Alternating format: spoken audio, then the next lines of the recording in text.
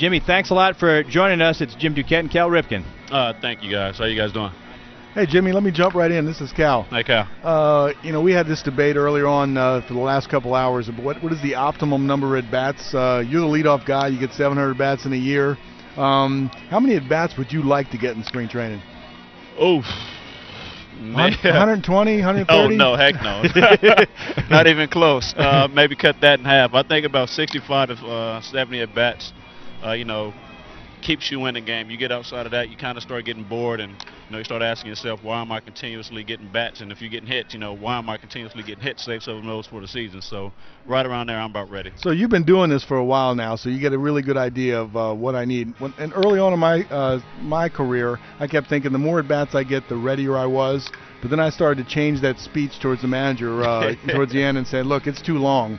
I want to peak at the end of spring training. So how are you approaching these last 7 to 10 days? Well, Charlie and I, we make some deals.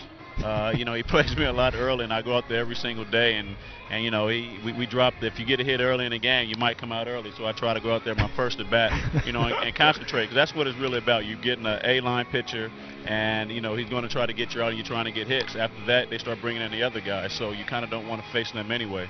But just like you, I used to think more at bats, the more ready I was. But like I said, you kind of start asking yourself, I'm getting a lot at bats, and what's the point at this point if they're not counting for anything? Okay, we're going to see you playing 9 innings before the camp's over? You know what? Usually about the last 2 or 3 games, Charlie has us play 9, and then, with the way we do it now, we go back up to Philadelphia, and it kind of starts over. You get, 5 innings, 3 at bats, and come out and let the other guys go up before they have to break camp.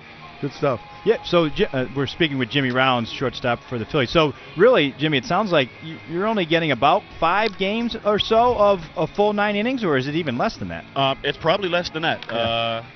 Charlie, he's going to try to save us, for an end of the season. That's what he said at the beginning of spring training, and he's been holding his word, except for the fact that I've been going out there every day, but everybody else getting off day, so I got to cut another deal.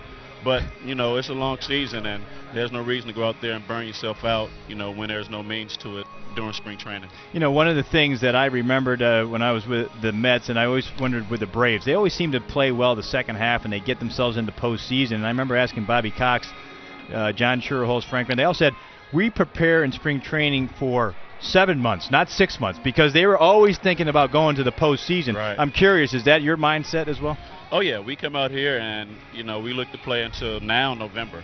Every time we show up, everybody's worrying about that last week of the season and how we're going to celebrate. That keeps you focused ahead.